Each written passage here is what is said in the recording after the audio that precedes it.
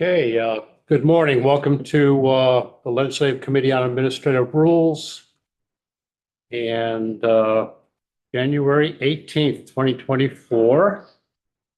And before we get started, let's go around and introduce ourselves. We'll start with Representative Bongartz. Representative Seth Bongartz, Manchester, Arlington, Sandgate, and part of Sunderland. Representative Carol Odie from the far north end of Burlington. Senator Dave Weeks, representing Rutland County. Ginny Lyons, Senator representing Chittenden Southeast. Mark McDonald, representing Orange County. Trevor Squirrel representing Underhill and Jericho. And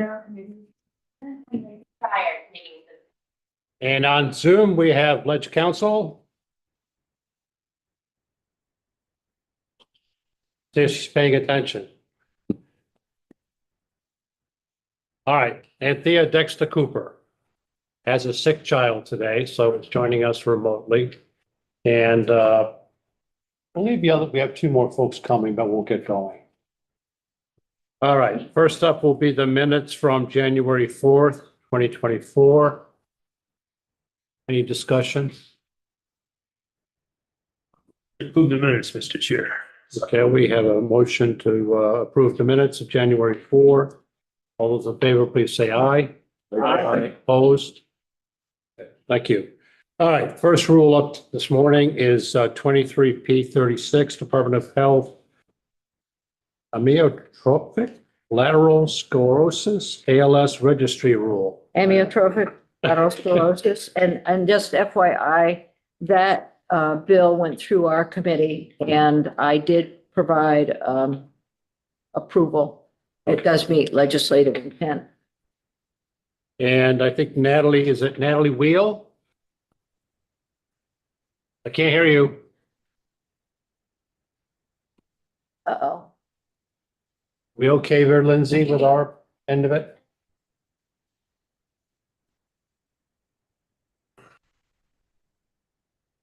Doesn't have a little muted. I don't.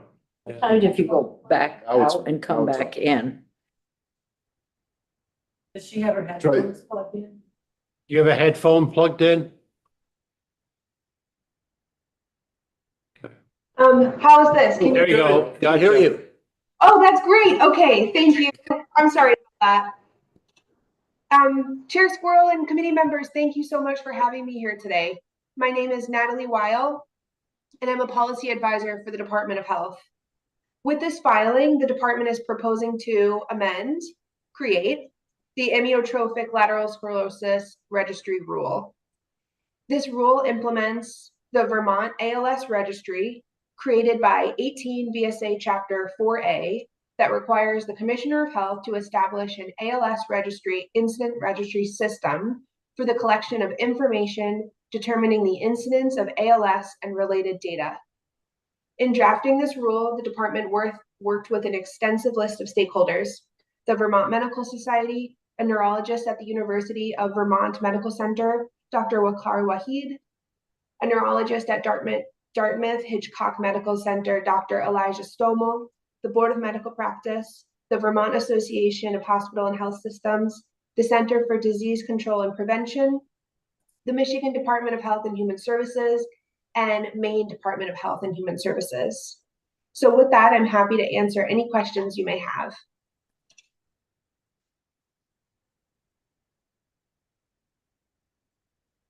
Senator Lyons. I would move that we approve P22. 36, right? Where is it? Yes, P36, thank you. As presented. Is there any discussion? It's essentially the same as what we saw in the emergency rule, right? Exactly. Okay, seeing none, all those in favor of 23P36, say aye. Aye. Opposed? Thank you, Natalie. Thank you very much. Okay, next up, we have Rule 23P35, Department of Health, Manufactured Food Rule. Oh, Natalie, you're up again. I wasn't gone long. Okay, you're up. Thank you. For the record, Natalie Weil, Policy Advisor for the Department of Health. With this filing, the department is proposing to amend the manufactured food rule. The purpose of this rule is to provide the requirements for the sale and sanitary manufacturing, packing, holding, and distribution of food, human food offered for sale in Vermont. The proposed changes to this rulemaking are the following. Updates the rule for consistency with Title 21, Chapter 1 of the Code of Federal Regulations. Reformats, reorganizes, and clarifies the federal regulations cited in the incorporation by reference section. Defines the scope of the Department of Health issued food manufacturing license. Specifically, the rule prohibits manufacturing of food containing THC or products containing THC under the Department of Health license. Updates the information required on food labels manufactured by license exempt food manufacturers and license exempt bakeries, and modifies the rule for clarity. In drafting the rule, the department worked with the Vermont licensed food manufacturers, license exempt food manufacturers, and the Vermont Specialty Foods Association on the proposed changes. These federal regulations have been in effect since 2016, and thus food manufacturing establishments are already aware and practicing the federal regulations. So with that, I'm happy to answer any questions you may have. Senator Lyons, would this have been in your committee also? Yes, and I did send an approval sheet stating that it does meet legislative intent. Committee members, any questions for Natalie?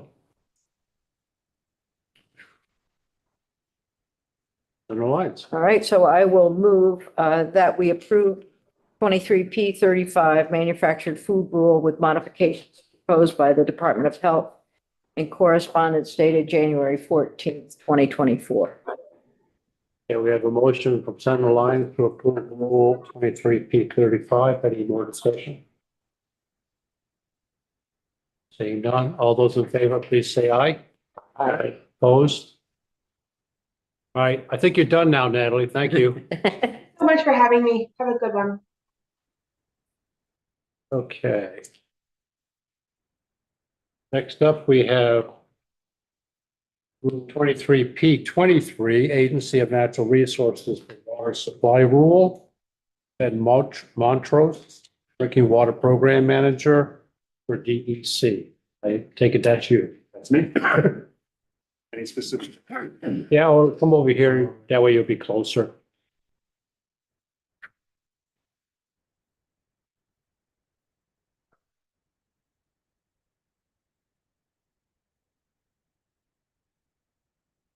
Good morning. I'm Ben Montrose. I'm the Senior Environmental Program Manager under the Agency of Natural Resources, and I'm responsible for overseeing the public drinking water program. In front of you this morning, we're here to discuss the proposed changes to the Vermont Water Supply Rule, which governs the regulation of public drinking water systems in the state. The public drinking water program provides oversight to approximately 1,400 public drinking water systems statewide. This includes highway rest stops, state parks, mobile home parks, housing associations, up to the largest municipalities, and everything that has their own source of water in between. Approximately 60 to 70% of Vermont citizens receive water from a public community drinking water system. The main focus of our program is the protection of public health. So our regulations focus on the protection of public health, and the proposed rule changes in front of you do just that.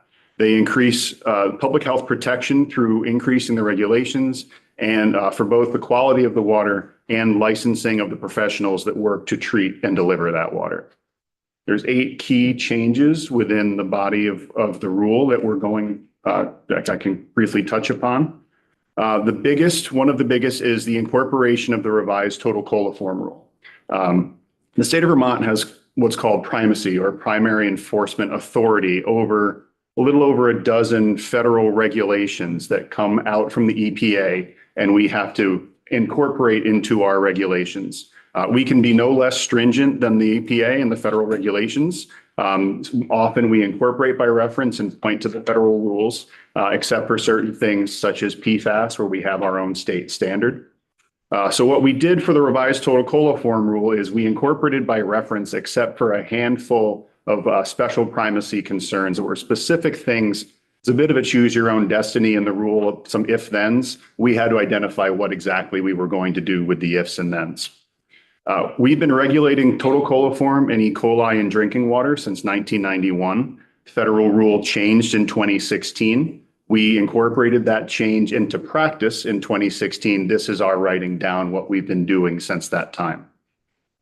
We're making minor updates to PFAS, so per and polyfluoroalkyl substance regulation in Vermont with respect to treatment designs and treatment techniques. When we last revised the rule in 2019, PFAS moves very quickly and it's very new. So we thought we were on the right track and it ends up we veered a little bit. So we're updating the technical specifications to be a bit more in line with industry standards.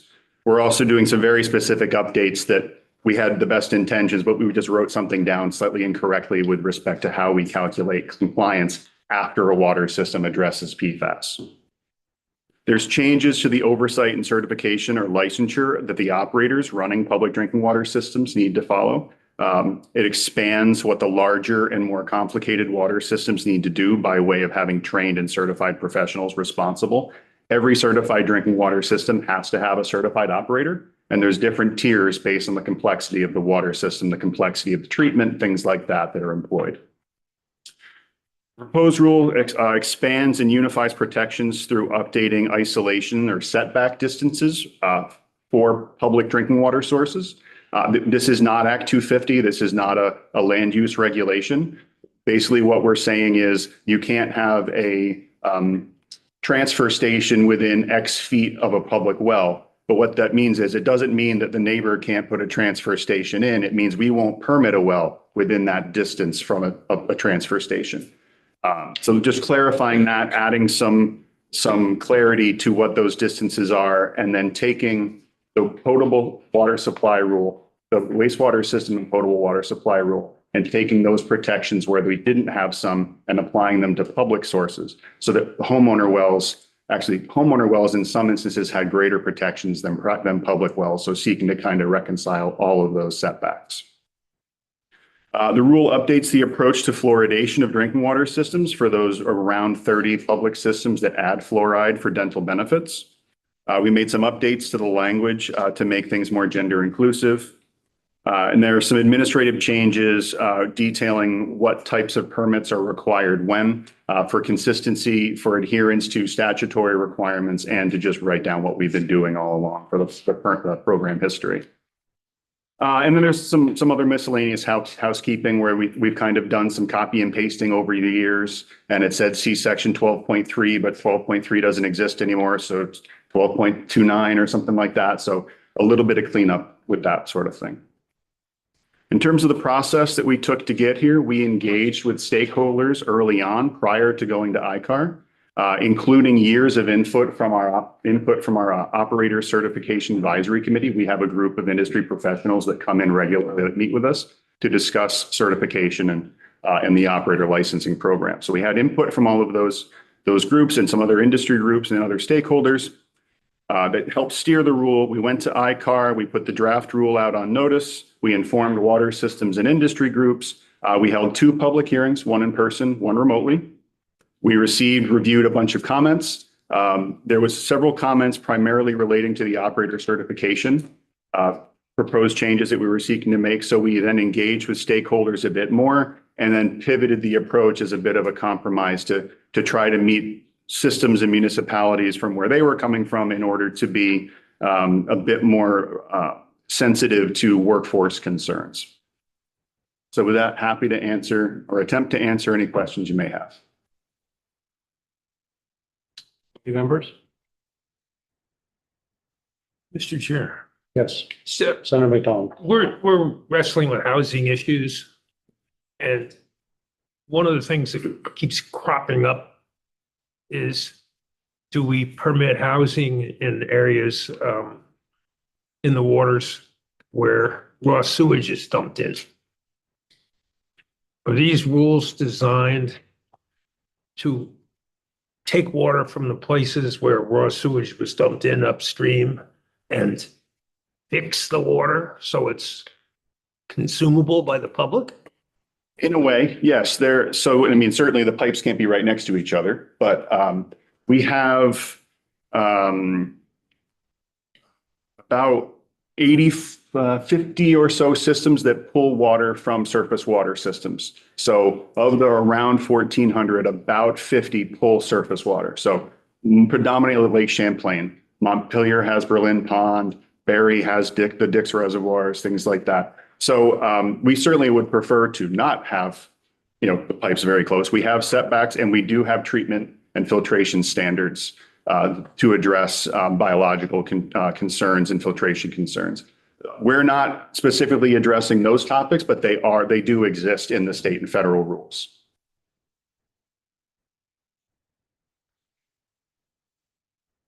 So you have no response, your rules do not address and have no responsibility about prohibiting or refusing to process water that has had raw sewage dumped into it. Your job, these rules will just see that it happens. Well, it's a bit of both still. So there are distances and separations from the pipes. But again, like I said, Lake Champlain receives and pulls. So it receives wastewater discharge and raw water, drinking water influent.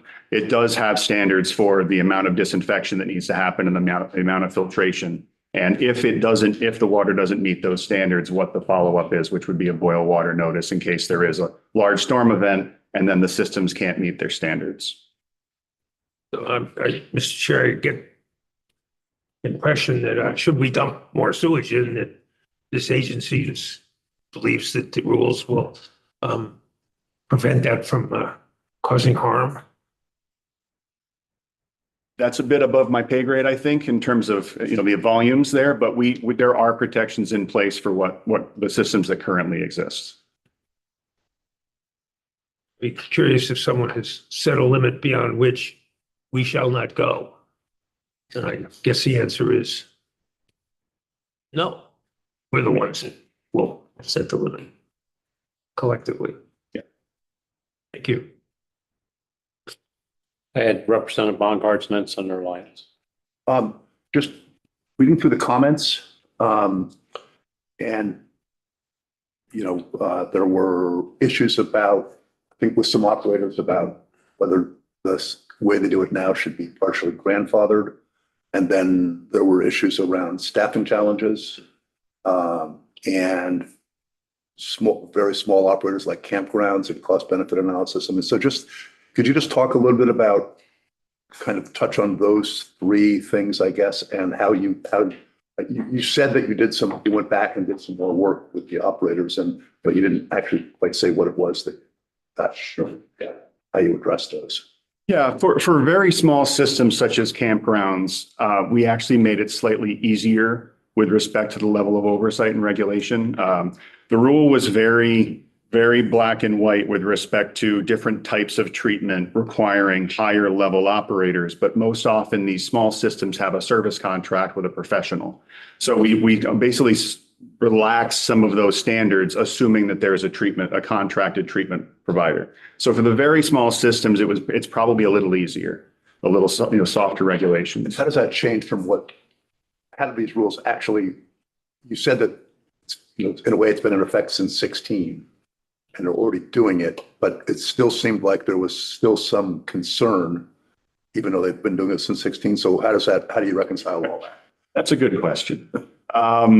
Yeah, so in terms of the total coliform sampling, that's a little separate from the treatment technology and the licensure aspect. The revised total coliform rule that went into effect, it did affect, so a campground that is open from Memorial Day to Labor Day previously would have to sample once per calendar quarter. So, January, February, March, they wouldn't sample then. April, May, June, they'd probably sample around when they opened, and then they wouldn't have to sample again until July, August, September, until they close. So they can sample the day they open and the day they close, and kind of in between was a little unknown. And sometimes if this first sample was positive, they'd be chasing their tail their entire operating period. So because of that, because of the nature of these water systems and the fact that either the water sits around for the rest of the calendar year when they're not in operation, or they completely dewater because they don't want to freeze over winters, they would have to start everything back up. Because of that, the federal rule requires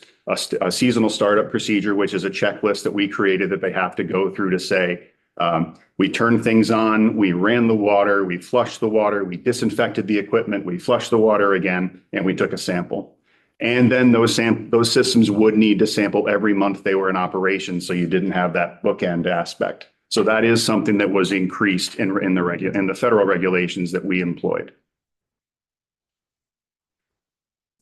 And were you able to resolve some of the, like the grandfathering issues how did you do that? Yeah, we feel we did. So initially, the proposal was that every community system, so a community is a system that serves 15 connections or 25 or more people on a year-round basis. So towns, cities, ski condos, mobile home parks, residential fire districts.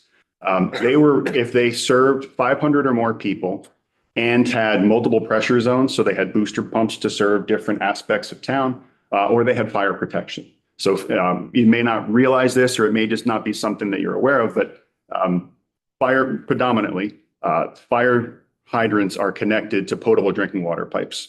So it's great when you need them, but it can also cause issues if a fire truck hooks up to the hydrant and starts pulling, and the water system can't handle that. So there's a lot that can go wrong, a lot that can impact public health that way. So initially, the proposal was systems that serve a population of 500 or more and have fire protection or multiple pressure zones were required to have a D operator, a distribution operator, and that was required to be somebody who takes a class potentially, and then definitely passes an exam and meets a minimum year and a half experience to be licensed to run the distribution aspect of that system.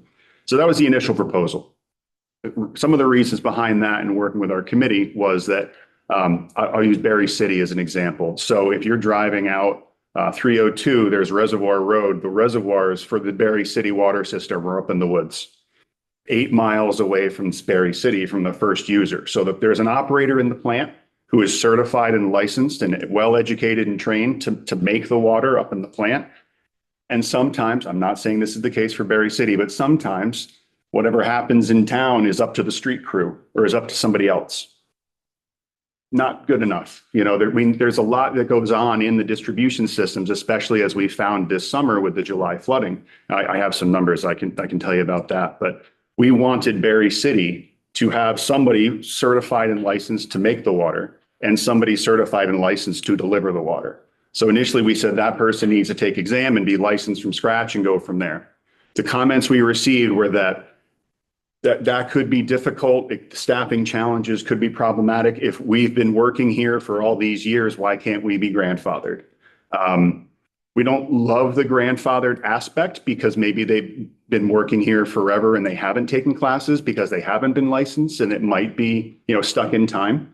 So what we did is we pivoted, and the compromise that we sought was if somebody has been working at that water system for a year and a half, which is the minimum experience required in the rule, and they take a class that we will sponsor and we will put on, then they can get what we're calling a legacy D. So we're trying to get away from the word grandfather. So a grandfathered license if they have experience at that system and take the class to make sure they're up to speed with the current standards. So if they don't need to take and pass an exam, the class will be our expectation of what the industry should include. The industry is changing. The regulations pertaining to distribution are increasing. So having certified professionals responsible for that is very important.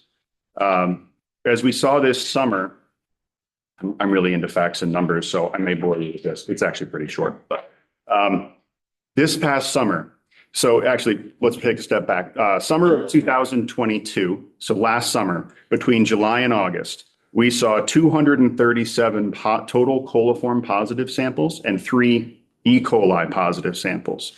This summer, because of the July flooding, we saw 436 total coliform positive samples and 28 E. coli samples. So a threefold increase of E. coli positive samples and more than a doubling of total coliform samples. That means bacteria got into these water systems, however harmful or not. Total coliform isn't directly harmful, but it's indicative of a breakdown of a protection. And it shouldn't be there. Total coliform should not be in drinking water. If it is, there's some pathway through which it's getting in. So we need these certified licensed professionals to understand that, to understand the technology to address that, to adequately and properly disinfect water systems and infrastructure going into place so that we don't just have these systems full of bacteria in the distribution system when we're regulating the plant 9 miles away. So that's where we were trying to go, that's where we're attempting to go. And we saw that Legacy D as a shift to come take a class, get up to speed. If you've got experience, we'll acknowledge that. So you worked it out with the, We believe so. yep. Senator Lyons. So a question, obviously, some of the systems rely on groundwater rather than surface water. And one of the things that I worked with the state geologist years ago was to increase the mapping of our groundwater so that we could determine cumulative effect on withdrawing water. We also did not talking about the commercial providers right now because that's sort of set, but so within here, I noticed that, I know that you have some groundwater information and how the flow rate, how much you can pump out within a certain period of time, but is there a link between the groundwater mapping that's going on and how is that proceeded so that we know cumulative effect of withdrawal, and especially with the changes that we're seeing in seasonal changes? So we have a very robust source permitting program and process, and a lot of that it's the Appendix A, Subpart 12 in the rule. It does take a very conservative approach to drought conditions and things like that into effect. We didn't touch or really change any of that for this update, but we work very closely with the geology program. We won't permit a water system for more water than they can safely take. We also, with one exception, we won't permit systems with more water than they need unless it's a municipality planning growth, in which point we will give them a certain room to grow, but not unfettered growth. And then we will check back in as they grow. So our program does have a very good sense of how much water is available, making sure we don't overtax those resources. And we do integrate with geology to make that all happen. So, and just as an aside, which is not a rules question, but really more for natural resources committees, is the mapping continuing? Because I know we had the well drillers involved in providing information and also the state geologists doing the continuing mapping. Is that going on? Or not? You can let me know. I can get That back would to be you. great. Yes, Sure. sure. We'll go through still.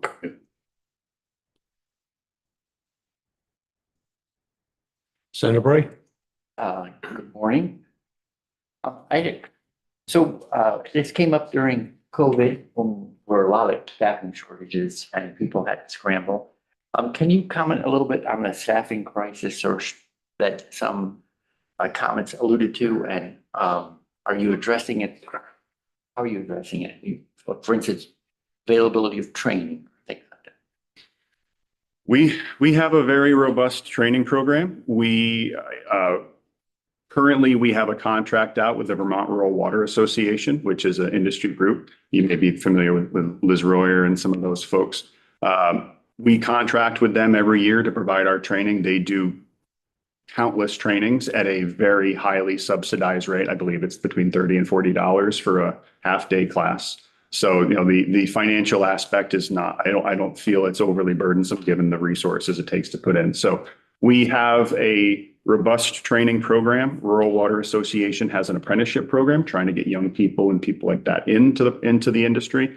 And then as part of that, with the legacy aspect, we tried to, it's kind of a Venn diagram of like, this is what you need to be a treatment operator. This is what you need to be a distribution operator. We blurred them a little bit to reduce the overall burden. So trying to, on a system like Montpelier, they need to have a distribution and a treatment. It could be the same person. If the same person, we kind of relaxed some of the number of hours of training. So we are trying to be sensitive to that.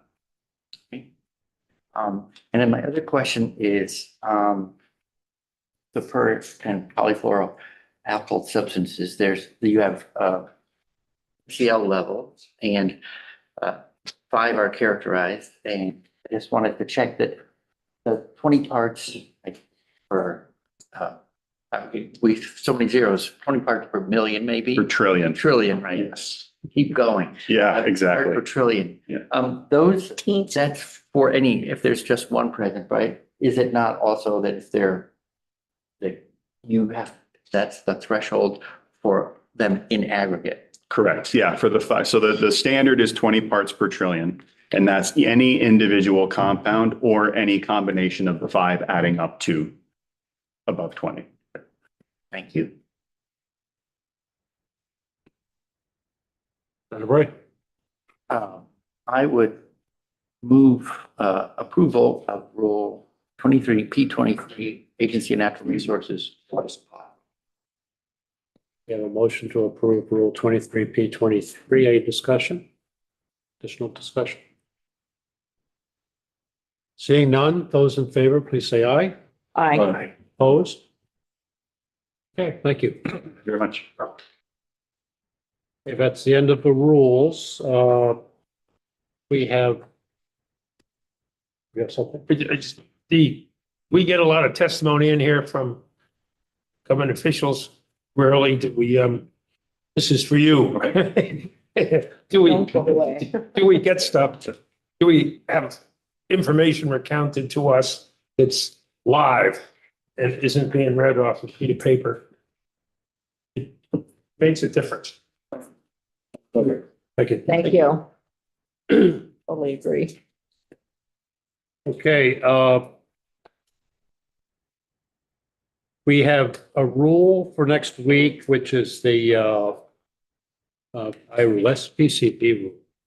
And then the week after that, on February 1st, is the what I call wake boats. It's the Vermont Use of Public Water Rules, but it's the wake boat rule. Both of them probably have some controversy attached to them. But I prefer not to have one rule 1 week and another rule another week. So I'm suggesting, proposing to the committee that we meet on February 1st and hear both those rules. So That sounds like a really good idea. don't make waves. What? Don't make waves? Okay. All right, so that's what we'll do. Okay. I don't have anything else. Anybody else? Anthea, you have anything?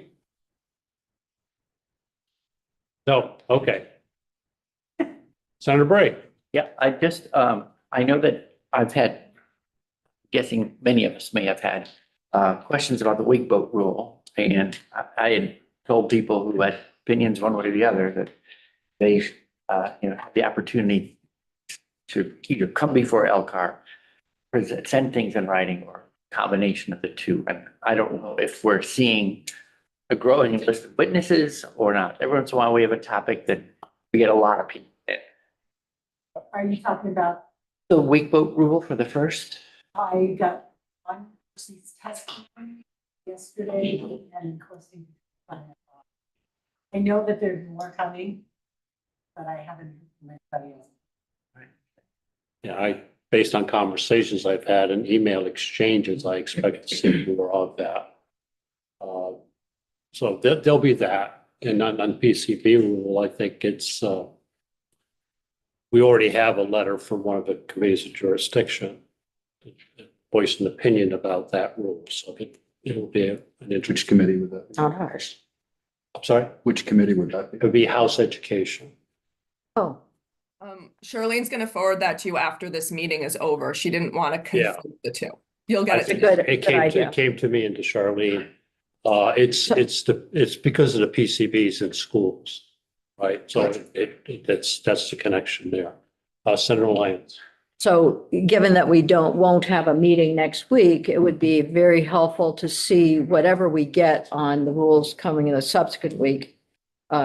So that we maybe use that time next week to read through some of the information, if that's possible. Whatever we get it to us Yeah, prior to. I've asked Charlene to forward stuff as we receive it. That's good. Okay, so it's not all coming in one big batch. And it'll be posted on our webpage. Exactly. Yes. Okay, great. That's good. Thank you. Senator Bray. I wanted to ask, I don't know if we need to discuss it now, but to give council a heads up. The wake vote rule was in response to a petition to the agency as opposed to legislative action. And so I'm curious about how we address the issue. There's no legislative intent, so I'm wondering how we judge, I'd like a little bit of information on how we evaluate a rule when it comes in through petition. So I'm gonna give a little answer, and then if Michael O'Grady, who's here, has a bigger answer that he wants to provide, that would be great. You do not always have session law or statutory law that provides legislative intent that you can look to in the way that you did with, for example, the fur-bearing species rule, which is why you rely in part on the forms that come in from the chairs of the subject matter committees.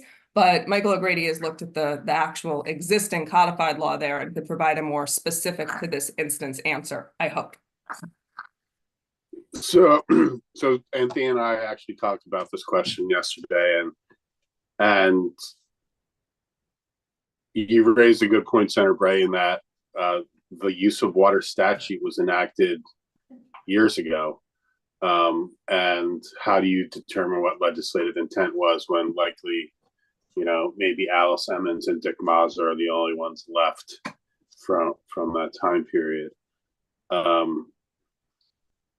There is actually a policy statement in the use of waters chapter about what the policy is for the use of water. So that may be something where you can draw some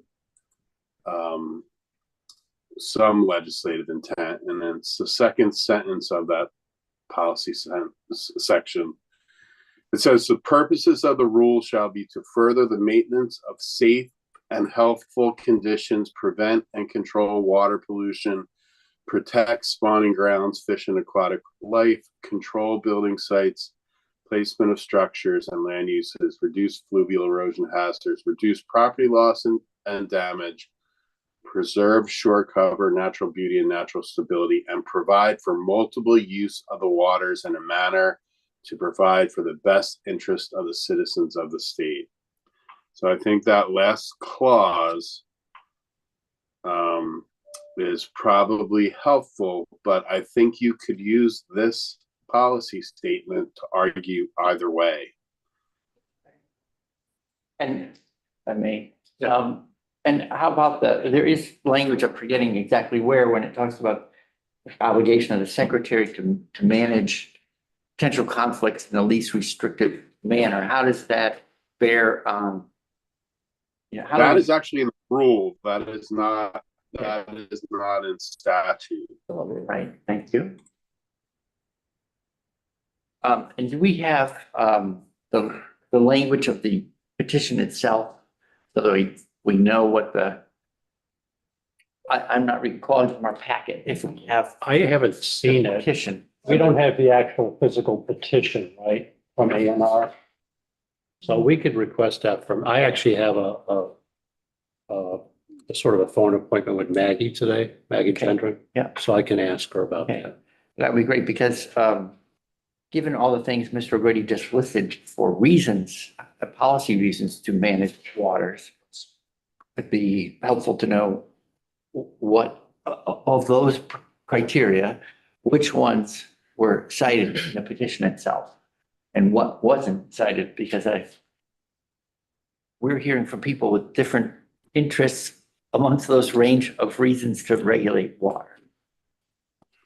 So Senator Brett, I would note that in response to your previous question, there isn't a provision about conflict, but there is a provision about managing uses. It says the secretary shall attempt to manage the public water so that the various uses may be enjoyed in a reasonable manner in the best interest of the citizens of the state. To the extent possible, the secretary shall provide for all normal uses. All right, so I'm misremembering. I thought I remember something like with the a least restrictive regulation provision in there. Okay, thank you. I'm good. No, I'm good. My question got answered during the Okay. discussion. So,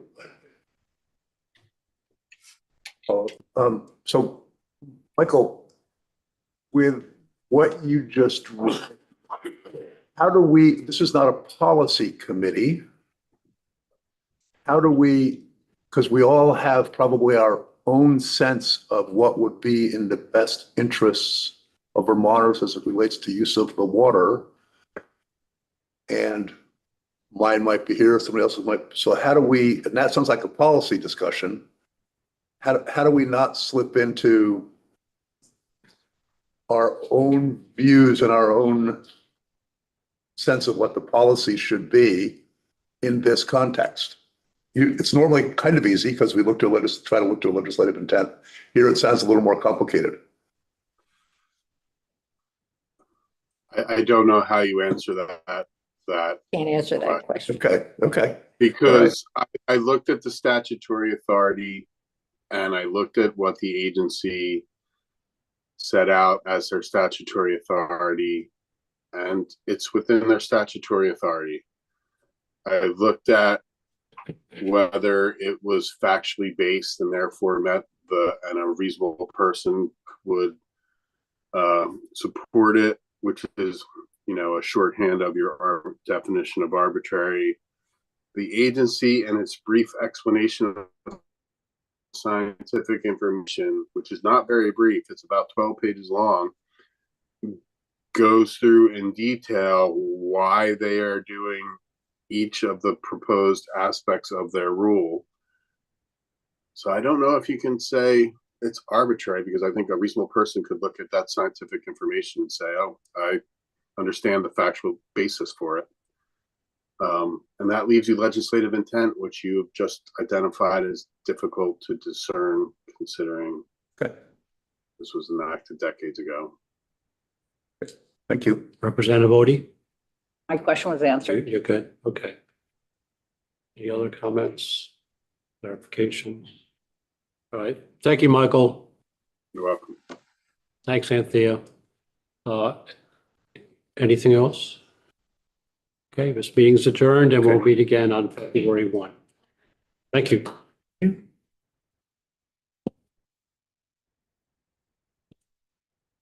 So, Emily,